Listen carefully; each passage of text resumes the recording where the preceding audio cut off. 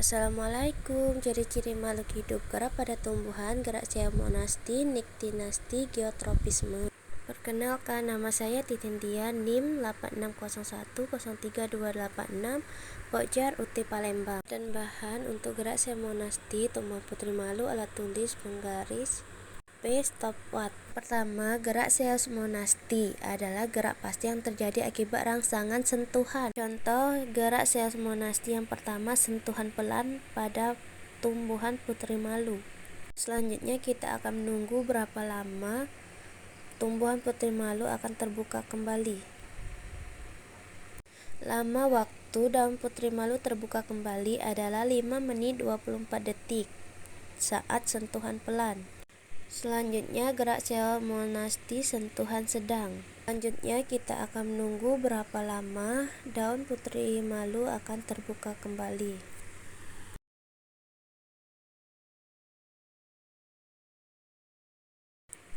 Lama waktu daun putri malu terbuka kembali adalah 6 menit 60 detik pada sentuhan sedang. Contoh yang ketiga, gerak seismonasti sentuhan cepat.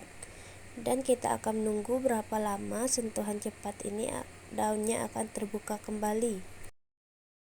Baiklah, lama waktu daun putri malu terbuka kembali adalah 7 menit 56 detik pada sentuhan cepat.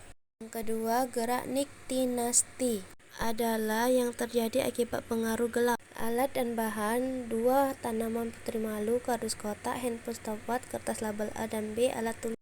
Langkah percobaan gerak niktinasti yang pertama, putri malu dikasih label A dan kita tunggu selama 30 menit untuk melihat hasilnya. Langkah percobaan yang kedua, gerak niktinasti pada putri malu kita kasih label B dan untuk melihat hasilnya kita tunggu selama 30 menit dan di dalam keadaan yang tertutup.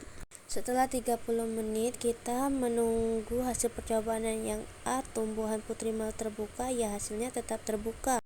Sedangkan putri malu yang B setelah 30 menit dibuka hasilnya tetap tertutup. Yang ketiga, apa itu gerak geotropisme? Gerak geotropisme adalah respon tumbuhan terhadap gravitasi bumi. Tumbuhan dapat menunjukkan gerak geotropisme positif atau negatif. Langkah percobaan gerak geotropisme: siapkan alat dan bahan. Ada kacang hijau, kapas, 2 gelas di label A dan B, lalu ada air dan alat tulis. Langkah pertama, siapkan 2 gelas. Kita kasih label dengan huruf A.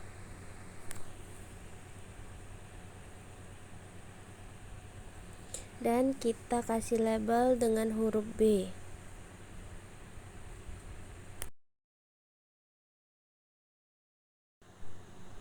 Dan langkah selanjutnya, kita masukkan kapas ke masing-masing tempat yang sudah dikasih label A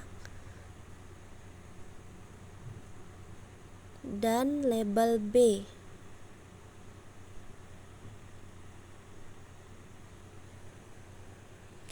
Setelah diberi kapas, lalu kita basahi kapas dengan air, lalu kita masukkan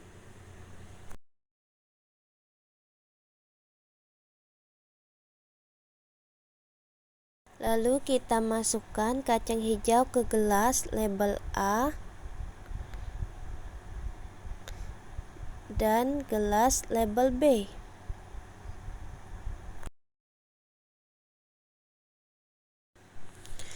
Lalu kita akan menunggu beberapa hari untuk melihat pertumbuhan kacang hijau selanjutnya.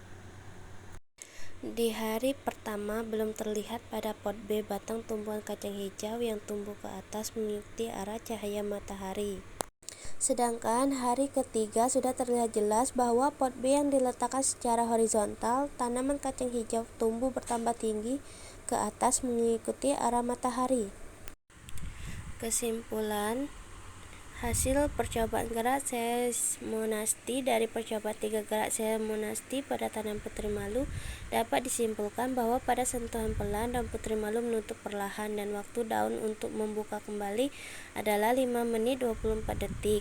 Pada sentuhan sedang dan putri malu menutup sedikit lebih cepat dan waktu daun untuk membuka kembali adalah 6 menit 60 detik. Sentuhan cepat dan putri malu menutup dengan cepat dan waktu daun putri malu untuk membuka kembali adalah 7 menit 56 detik.